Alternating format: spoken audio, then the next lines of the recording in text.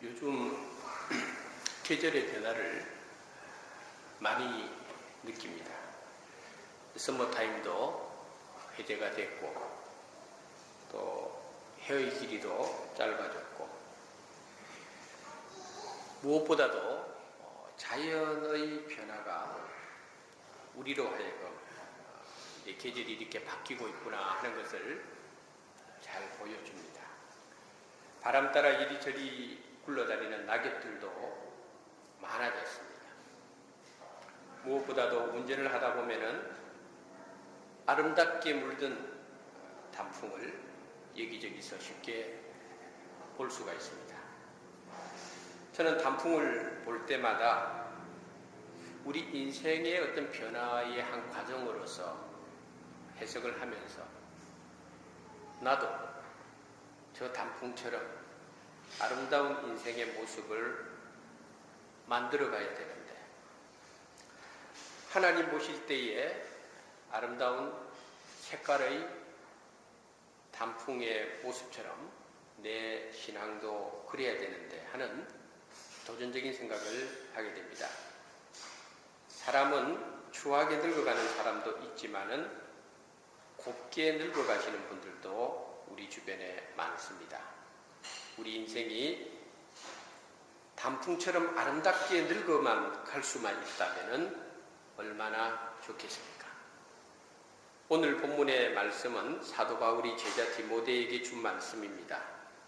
특별히 본문 14절에 보니까 우리 안에 거하시는 성령으로 말미암아 내게 부탁한 아름다운 것을 지키라, 이렇게 권면합니다. 그래서 오늘 저는 아름다운 것을 지키라 하는 제목으로 여러분과 말씀을 나누고자 합니다. 먼저 여러분들에게 책을 소개하는데 아무래도 10대들이 읽기에는 좋은 책입니다. 리차드 포스터라고 하는 분이 쓴 Freedom of Simplicity, Finding Peace in a Complex World 해가지고 아주 복잡한 세상 안에서 평화를 발견하기 위해서 아주 단순한 어떤 자유, 신앙인의 자유함, 그것을 추구한 그런 내용이 이 속에 있는데, 이 책 좋아요. 우리 교회에 지금 여기 있더라고요. 제가 보니까 한국말로도 번역된 것도 있고 있는데, 오늘 설교하고 관련지어서 리차드 포스터가 쓴 7 Minutes with God라는 그런 책이 있어요. 하나님과 동행하는 7분이라는 그런 책 제목인데, 여기에서 리차드 포스터가 영어로 이제 R로 시작해서 신앙인들의 그 신앙생활을 아주 충만하게 하기 위한 몇 가지 방법을 제시해요. 첫째는 뭔가 하면 릴렉스해라. R로 시작해서 그냥 긴장을 풀어라 이런 뜻이 아니고 잠잠히 하나님을 바라보라는 거예요. 잠잠히. 너무 사람들이 부산스러워요. 기도할 때도 그렇고 먼저 릴렉스해라. 하나님을 잠잠히 바라라. 주님이 나를 당신의 임재 속으로 한 걸음씩 주님께서 이끄시도록 해야 된다는 거예요. 또 한 가지는 뭘 했는가 하면 리퀘스트 해가지고 강구해라. 그 다음에 또 뭘 이야기하는가 하면은 read, 성경을 읽어라. 그런데 리차드 포스터는 어떤 주어진 성경 본문을 그냥 한 번만 읽고 그만두는 것이 아니고 그 성경 말씀을 통해서 성령님께서 나에게 강렬하게 지시하는 부분이 있다는 거예요. 그걸 알기 위해서 본문의 말씀을 여러 차례 읽어라. 그 다음에 reflect라고 해서 묵상하라. 그 다음에 remember 해가지고 하나님의 은혜를 기억하며 살아라. 마지막으로는 record 해가지고 일종의 영성 일기를 써라. 제가 참 영성 일기를 쓰고 싶은데 참 어려워요. 제가 얼마 전에 우리 박경 성도님 집에 신방 가니까 우리 성준이 아버지가 자기는 오랫동안 일기를 썼다는 이야기를 듣고, 저도 참 한동안 일기를 열심히 썼는데 일기를 요즘 안 써요. 일기를 다시 좀 써야 되겠다 싶은데 우리 성도들에게 필요한 것은 단순히 내 하루의 생활을 서머라이징하는 일기보다는 그 하루 동안에 하나님께서 어떻게 나와 동행하셨는가 하는 영성일기, 이게 우리 성도들의 생활 속에서 꼭 필요하다. 그래서 여러분들이 성령께서 감동을 주시면은 그냥 일기보다는 영성일기를 쓰는 것도 신앙생활을 유익하게 하는 데 도움이 된다. 이렇게 저는 여러분들에게 말씀을 드리고 싶습니다. 아름다운 것을 지키라. 정말 주님이 원하는 내 안에 있는 영적인 아름다움을 지키기 위해서 우리는 어떻게 해야 될 것인가, 오늘 이 말씀을 여러분들에게 전하고 싶은 것입니다. 첫째로 오늘 성경은 우리가 내 안에 있는 주님이 기뻐하고 주님이 인정할 만한 아름다운 신앙의 모습을 지키기 위해서는 하나님의 은혜를 잊어버리지 마라. 이것을 먼저 성경이 가르쳐주고 있습니다. 하나님의 은혜를 잊어버려서는 안 된다. 오늘 9절에 이런 말씀이 있어요. 하나님이 우리를 구원하사 거룩하신 소명으로 부르심은 우리의 행위대로 하심이 아니요 오직 자기의 뜻과 영원전부터 그리스도 예수 안에서 우리에게 주신 은혜대로 하심이라 그랬어요. 굉장히 중요한 이야기입니다. 이것을 간단하게 요약하면은 하나님이 저와 여러분을 구원하시기 위해서 불러주신 것은 우리에게 주신 하나님의 은혜 때문이다. 이렇게 말씀드리고 싶은 것입니다. 사도 바울은 이런 하나님의 은혜, 성도가 구원받는 과정 속에서 임하는 하나님의 은혜, 이 은혜를 아주 거의 서신서에서 자주 말해주고 있는데, 대표적으로 에베소서 2장 8절에 보니까 너희가 그 은혜로 인하여 믿음으로 말미암아 구원을 얻었나니 이것은 너희에게서 난 것이 아니요 하나님의 선물이라. 행위로 얻은 것이 아니니 이는 누구든지 자랑하지 못하게 하려 함이라. 여러분, 저와 여러분들이 예수를 믿게 된 것도, 저와 여러분들이 하나님의 자녀로 삼아진 것도 다 하나님의 은혜라는 거예요. 우리의 행위대로 된 것이 아니다니. 우리가 뭔가 어떤 공로를 쌓아서 된 것도 아니에요. 하나님의 전적인 은혜로 저와 여러분이 이와 같은 하나님의 구원의 그 은혜, 그 경륜 속에 들어와 있는 것입니다. 우리는 지난 주일에 부활주일을 지켰는데, 저희들은 1년에 한 번씩 부활주일 지키고 있습니다만은, 원래 초대교회 교인들은요, 매일 매순간이 부활주일이었어요. 그래서 초대교회 교인들은 만나기만 하면은 했던 인사가 예수님은 부활하셨습니다 하는 게 인사였어요. 요즘 우리가 예수님이 부활하셨습니다 이런 인사합니까? 안 합니다. 목사님 안녕하셨어요 인사하고, 또 목사님 안녕하십니까 인사했는데 안 받았다고 또 삐지고 그러잖아요.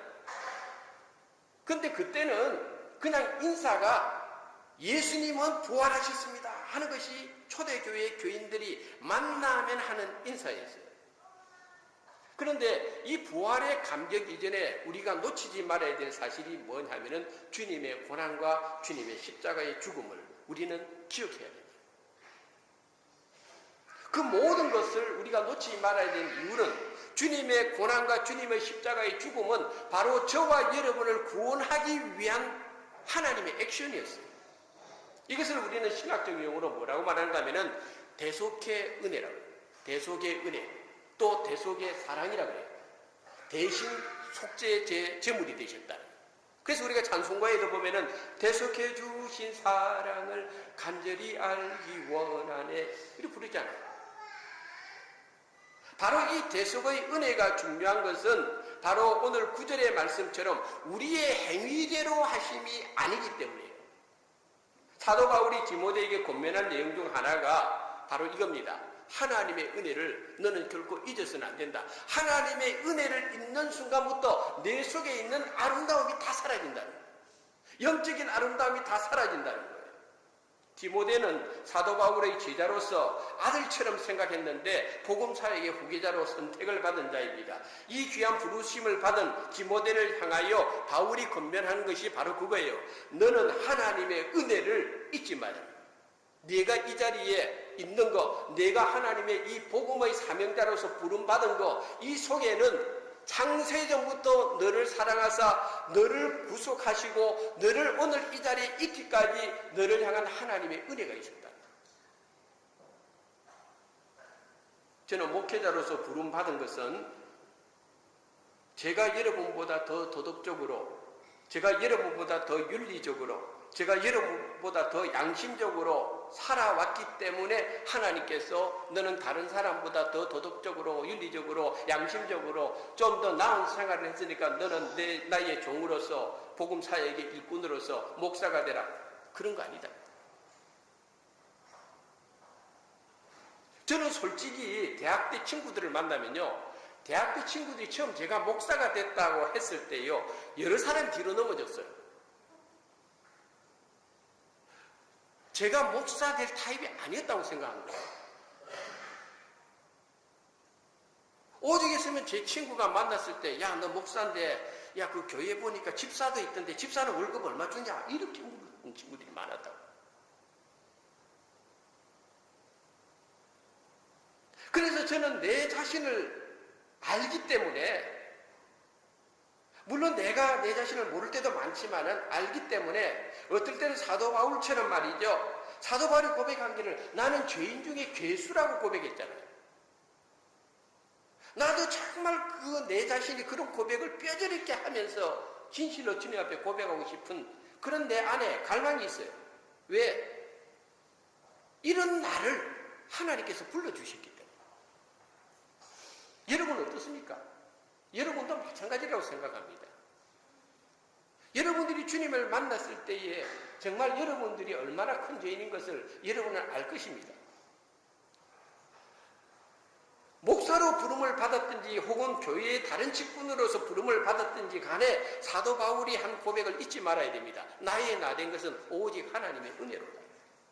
하나님의 은혜가 아니고서는요, 이 자리에 있을 수가 없어요.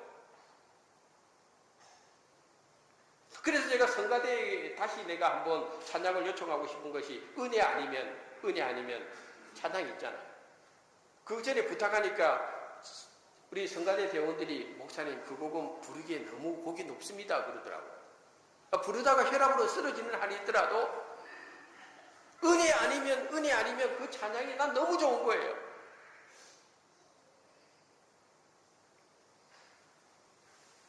제가 최근에 학교에서 제 학생들 가운데에서 작년에 저하고 면담을 할 때는 분명히 집사님이셨는데 제가 집사님 부르니까 아마 좀 참다가 저한테 이야기했던 것 같아요. 저 권사되었습니다. 그래요. 그래서 아이고 죄송합니다. 작년에 집사였는데 이제 권사되셨군요. 축하합니다. 주님의 이름으로 축복합니다. 그렇게 이야기를 했어요. 그리고 나서 저는 그분을 위해서 기도했어요. 하나님 아버지, 이제 권사가 되었습니다. 정말 주님 교회를 위해서 죽도록 충성하고 이전보다 더 겸손한 마음으로 충성할 수 있는 집사 때보다 더 겸손한 권사님이 될 수 있도록 주님 그 영혼을 축복해 주십시오. 제가 그렇게 기도했어요. 사람이 언제 교만해지기 시작하느냐 하면은요, 주님의 은혜를 경솔히 이길 때부터 교만해지기 시작해요. 그래서 우리는 매일매 순간에 주님의 은혜를 고백하며 살아야 됩니다. 주님의 은혜 속에 훈련되는 생활을 우리가 매일매일 해야 됩니다. 그럴 때 우리의 신앙을 아름답게 지킬 수가 있어요. 또한 우리는 매일매일 주님의 그 은혜 속에 떨어지지 않기를 강구해야 돼요. 저는 간혹 저희 집사람하고 이렇게 걸을 때 또 이야기하면 저희 집사람이 조금 실망스럽겠지만은 당신은 뭐 한 달에 한 번 걸은 것 가지고 설교 시간에 자꾸 이야기해서 마치 자주 걷는 것처럼 성도들로 하여금 착각하게 만든다고 하는데, 그래도 이렇게 걸을 때 그래요. 저희 집사람이 툭툭 말을 한마디씩 내뱉어요. 당신 그거 꼭 기억해. 우리가 어떤 상황에서 주님이 우리를 구원해 주셨는지 기억하라고. 주님의 어떤 은혜를 우리에게 베풀어 주는지를 그걸 잊지 말라고 이야기를 해요. 제가 예전에도 말씀드렸습니다마는 예전 같으면 우리 집사람이 그런 식으로 하면은 제가 좀 또 다 한 소리 합니다. 그런데 요즘은 좀 변한 것 같아요. 그냥 그렇게 말하면은 속으로 맞다 그렇게 생각해요. 중요한 것은 사도 바울이 디모데에게 너 평생에 잊어서는 안 되는 거, 네가 이 자리에 있는 거, 너로 하나님께서 쓰임받게 된 것은 바로 너를 향한 하나님의 은혜다. 이 은혜를 너는 잊지 마라. 네가 뭐 잘나서도 아니고 똑똑해서도 아니고 많이 가져서도 아니고 많이 배워서도 아니야. 오직 너의 행위대로가 아닌 너를 향한 하나님의 은혜다. 이것이 또한 말씀을 받는 우리들에게도 적용되는 이야기입니다. 두 번째로 사도 바울은 너 안에 있는 아름다운 하나님을 향한 그 신앙을 지키기 위해서 고난, 복음과 함께 고난을 받고 복음과 함께 고난받는 걸 두려워하거나 복음과 함께 고난받는 것을 부끄러워하거나 수치스럽게 여기지 마라. 이것을 오늘 바울이 디모데에게 권면하고 있습니다. 오늘 본문 8절과 12절에 그렇게 나와 있습니다. 사실 바울이 디모데에게 이렇게 이야기할 때는 그와 같은 이유가 있었습니다. 그 이유가 고린도 후서 11장 23절부터 27절까지 바울이 복음으로서 사역을 할 때 얼마나 고난을 받았는지를 고린도 후서 11장 23절부터 27절까지 나와 있습니다. 여러분에게 읽어드리겠습니다. 내가 수고를 넘치도록 하고 옥에 갇히기도 더 많이 하고 매도 수없이 맞고 여러 번 죽을 뻔하였으니 유대인들에게서 40에서 가나감한 매를 5번 맞았으며 3번 퇴장으로 맞고 1번 돌로 맞고 3번 파선하고 일주일을 깊은 바다에서 지냈으며 여러 번 여행하면서 강의 위험과 강도의 위험과 동족의 위험과 이방인의 위험과 시내의 위험과 광야의 위험과 바다의 위험과 거짓 형제 중에 위험을 당하고 또 수고하며 애쓰고 여러 번 자지 못하고 줄이며 목마르고 여러 번 굶고 춥고 헐벗었노라. 바울이 회심하고 나서 그리스도의 복음을 이방인들에게 전하는 가운데에서 3차에 걸친 선교사역을 하는 가운데서 그가 당했던 고난이 어떤 고난이었는가를 방금 읽었던 고린도후서 11장 23절부터 27절까지 바울이 기록해 놓고 있어요. 저는 이 말씀을 읽으면서 내 자신이 얼마나 부끄러웠는지 몰라요. 왜냐하면 똑같은 복음 사역자로 부름을 받았는데 바울이 당했던 그 고난을 난 한 번도 어느 거 하나도 내가 뭐 굶주려 본 것도 없고 헐벗은 적도 없고 추웠던 적도 없고 내가 강도를 만난 적도 없고 어느 것 하나 내가 해당 사항이 없는 거예요. 너무 주님 앞에 부끄러웠어요. 그럼에도 불구하고 사도 바울은 단 한 번도 자기가 복음 때문에 겪는 고난을 부끄러워하지 않았어요. 자기가 복음을 전하는 것으로 인해서 겪는 그 고난, 그것 때문에 믿음의 파선을 하지 않았어요. 오히려 사도 바울은 고난이 오면 올수록 더 담대하게 예수 그리스도의 복음을 전하는 삶을 살았어요. 예수님께서 마가복음 8장 38절에 이런 말씀을 했어요. 누구든지 이 음란하고 죄 많은 세대에서 나와 내 말을 부끄러워하면 인자도 아버지의 영광으로 거룩한 천사들과 함께 올 때에 그 사람을 부끄러워한다. 저는 이 말씀이 정말 충격이었어요. 우리 교회 교인들이 가지고 있는 가장 좋은 점은 그냥 착해요. 우리 교회 교인들이 가장 나쁜 점은 전도 안 해요. 그냥 교회만 나면 열심히 나와요. 그런데요, 예수님께서 말씀해 주셨어요. 이 음란하고 죄 많은 세대에서 예수님을 부끄러워하거나 예수님의 말을 부끄러워하면은요, 예수님도 거룩한 천사들과 이 땅에 올 때에 예수님을 부끄러워하고 예수님의 말 전하는 걸 부끄러워하는 사람을 예수님도 그 사람을 부끄러워한다고 그랬어요. 도전을 받아야 됩니다. 그냥 나 혼자 예수 믿는 거로 만족하면 안 돼요. 고난이 즐거운 것은 아니지만 믿음으로 잘 견디면 확실히 고난은 시편 기자의 고백처럼 고난당한 것이 내게 유익이라. 유익 맞습니다, 여러분. 고난이 축복이 될 수 있다는 것이 그래서 영적인 비밀입니다. 그래서 요즘 저와 제 아내는 어떤 성도나 또는 누가 우리가 아는 어떤 사람이 굉장히 힘든 과정 속에 있다는 이야기를 들으면은 예전에는 아이고 참 안 됐네 어떡하지 이렇게 반응을 했지만은 요즘은요 어떤 분이 그런 고난과 어떤 힘든 과정을 겪고 있다 생각을 하면요 요즘은요 잘 됐다 생각해요. 참 그 사람 고소하다는 뜻이 아니고 잘 됐어. 하나님 그 사람 사랑하죠. 지금 하나님 그 사람 그 일을 통하여 그 사건을 통하여 그분을 만지시는 거야. 이걸 잘 이겨내면은 그 사람 축복이야. 하나님께서 지금 그 사람을 연단의 기회로 삼으시는구나. 왜? 저희 가정에서 교회를 통하여 학교를 통하여 제 삶 속에서 우리들의 삶 속에서 겪어본 고난 이후에 주어지는 하나님의 은혜가 어떤 것인지를 체험했기 때문에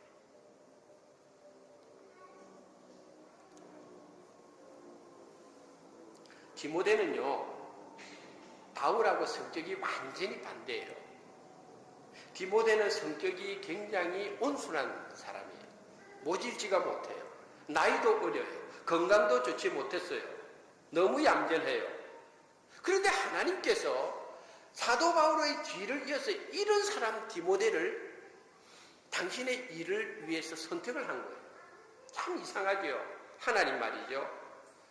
오히려 그 시대에 디모데보다도 육신적으로 건강하고 많이 배우고 연륜도 있고 활동적이고 담대한 마음의 소유자를 찾으려면 얼마든지 찾을 수 있잖아요. 그런데 하나님께서 그런 조건에서 다 제쳐놓고 제일 별로 안 좋은 것만 디모데 가지고 있는데 그런 디모데를 하나님 선택했다.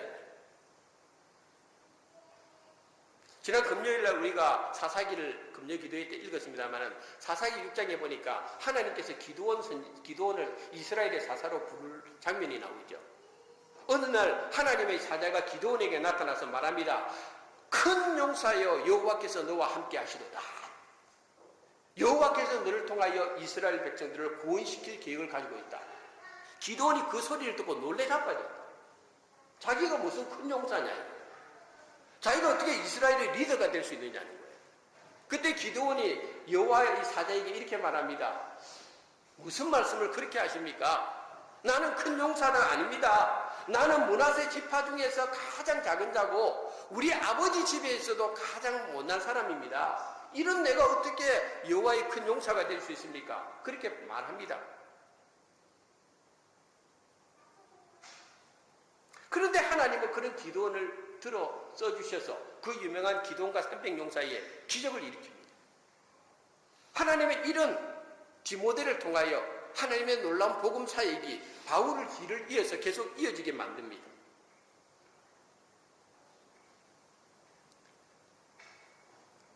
얼마 전에 어느 목사님의 제가 강의를 한번 인터넷에서 들었는데 뭐 다 아는 내용이지만은 그때 좀 새삼스럽게 다가온 내용이 있어요. 그게 뭔가 하면은 우리나라의 직업의 선호도에서 목사는 몇일까? 1960년대, 1970년대를 거치고 80년대 중반까지만 해도 목사의 직업의 선호도는 굉장히 낮았습니다. 어느 정도 낮았는가 하면 여러분 가운데 혹시 미용하시는 분이 있으면 죄송한데 목사하고 이발사하고 비슷한 위치에 있었어요. 목사가 16이면 이발사가 17이든지 이발사가 16이면 목사가 17이든지 어쨌든 간에 비슷해요. 그 뭔가 하면은 우리 사회에서 목사의 직업에 대한 선호도가 그만큼 안 좋았다는 거예요. 왜 그렇게 했어요? 왜 목사직을 선호하지 않았겠어요? 목사는 소명이지만 어쨌든 사회적인 관점에서 직업이라는 관점으로 받아들인다면은 사람들이 목사직 싫어했어요. 왜? 고난이 많기 때문에. 목회자가 된다는 것은 이퀄 고난이다. 그러니까 사람들이 고난받는 그 직업을 왜 선택하려고 하겠어요? 그런데 80년대 중반부터 시작해서 90년대 그리고 2000년대를 접어 들어오면서 목사의 사회적 직업의 선호도가 확 높아졌어요. 목회자가 되려고 하는 사람들이 많아졌다는 거예요. 제가 1989년도에 장로회 신학대학 신학대학원에 입학할 때에 경쟁률이 거의 5대1이었어요. 그 뒤에 7대1, 8대1 재수, 삼수, 사수하고 그런 학생들이 부지기수였어요. 그만큼 목사의 직업의 선호도가 좋아졌다는 거예요. 근데 그 목사님 내린 결론이에요. 기독교가 타락하면은 이래 된다는 거예요. 정말 기독교의 본질은 목사가 고난당한다 이것 때문에 안 가야 된다는 거예요. 정말 사명자, 죽기를 각오하는 사람들만 가야 된다는 거예요. 저는 그 강의를 듣고 굉장히 좀 충격을 받았어요. 사도 바울은 디모데에게 그리스도의 복음과 함께 고난당하는 것은 당연하게 얘기해요. 그리스도의 복음과 함께 고난당하는 것을 수치스럽게 생각하지 마라. 저는 여러분들에게 어느 교회 목사님처럼 여러분 고난받으십시오, 고난받으십시오 라고는 이야기하지 않겠습니다. 그러나 우리는 정말 예수를 잘 믿으면요 고난받습니다. 부인할 수 없습니다. 왜? 세상이 가만두지 않기 때문입니다. 바울은 디모데에게 너의 신앙의 아름다움을 지키기 위해서는 고난을 두려워하지 마라.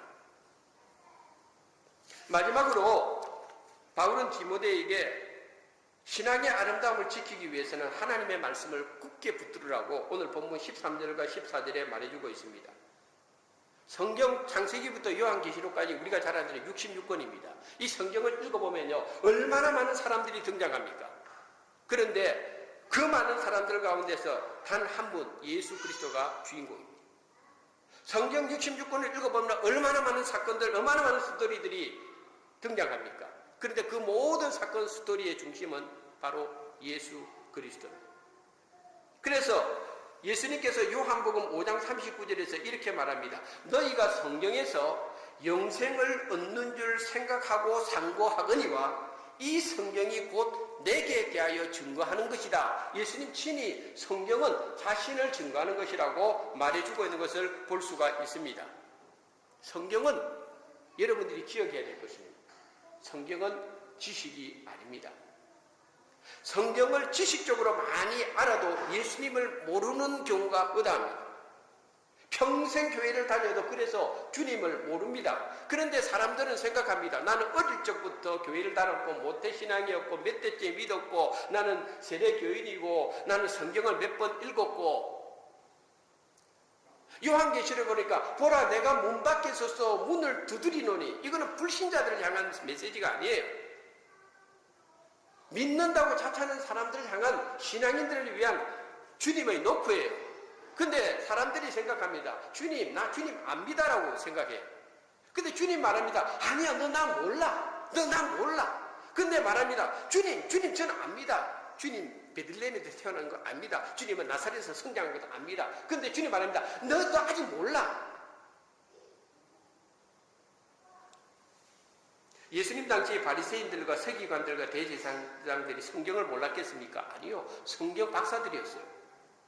오죽했으면 헤롯 대왕이 동방 박사들이 왔을 때에 율법학자들을 불러놓고 물어봤습니다. 메시아가 나타난다고 그랬는데 어디에서 나타나느냐?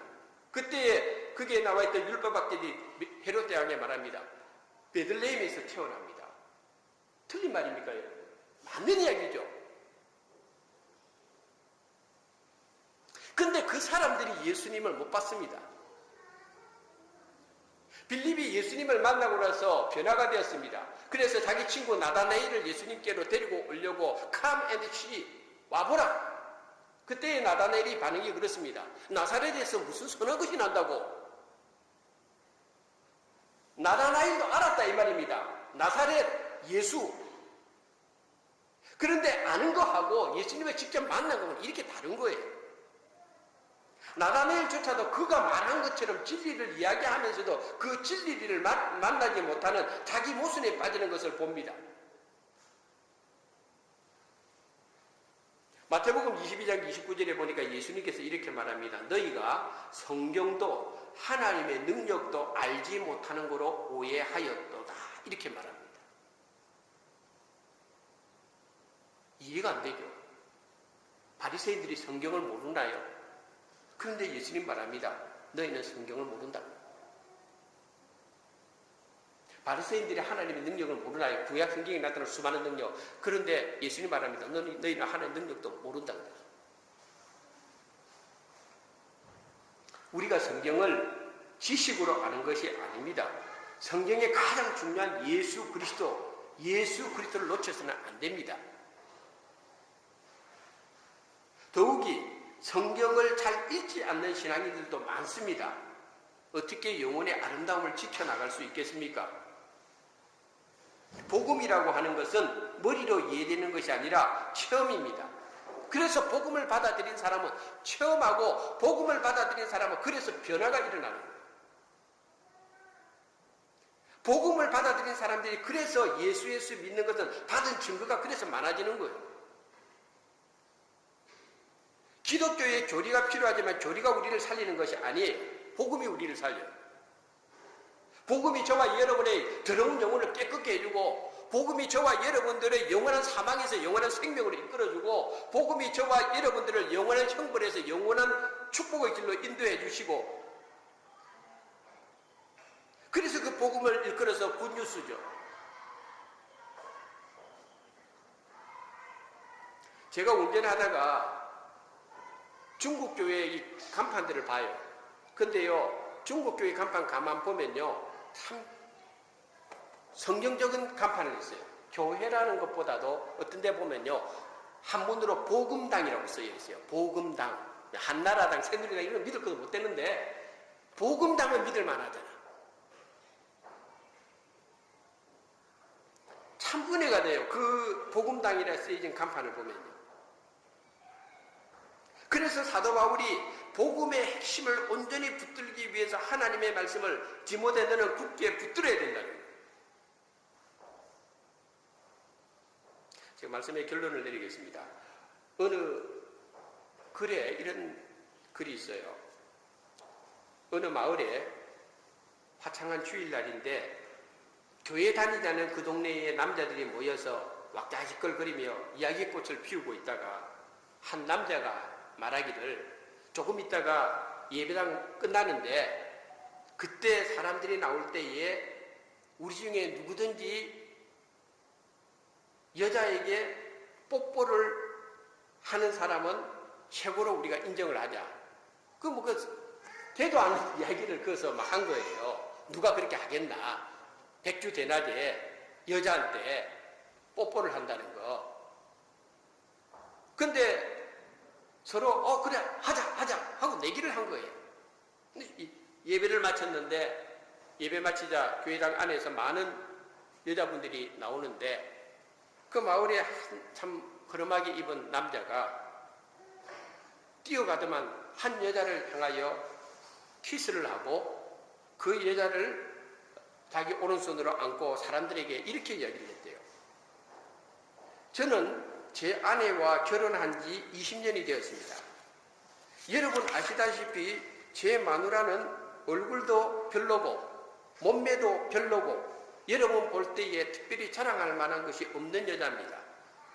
그런데 나처럼 믿음이 없는 사람도 내 아내를 통해서 여러분에게 자랑할 수 있는 한 가지가 있는데 그건 뭐냐면은 제 아내가 예수님을 열심히 사랑하는 믿음을 가진 아내라는 것입니다. 아무리 좋은 것도 자주 보면은 실증이 나지만은 비록 겉으로 볼 때는 별 볼 일 없는 것 같으라 할지라도 좋은 관점을 가지고 제 아내를 바라보니까 그 아름다움이 20년 동안 지속되는 것을 나는 체험했습니다. 그래서 저는 제 아내에 대한 이 아름다움을 지금도 20년 동안 간직하고 있습니다. 그래서 저는 여러분들 앞에서 내기에 나는 제 아내를 당당하게 입맞춤을 했습니다. 이렇게 이야기했다.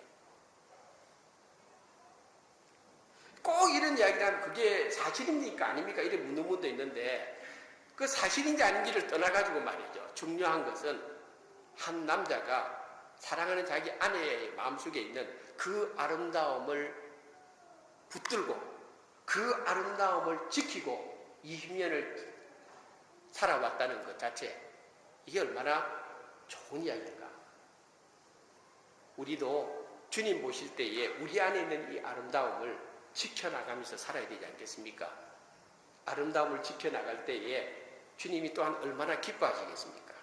오늘 말씀처럼 바울이 디모데에게 아름다운 것을 지키라고, 여러분 마음속에 주님이 기뻐하고 주님 앞에 서는 그날까지 붙들어야 될 그 아름다움을 여러분 신앙의 아름다움으로 생각하시고 영성의 아름다움으로 생각하시고 믿음의 아름다움으로 생각하시고 그 아름다움을 잘 지켜나가는 우리 모두가 되시기를 주님의 이름으로 축원하고 축복합니다.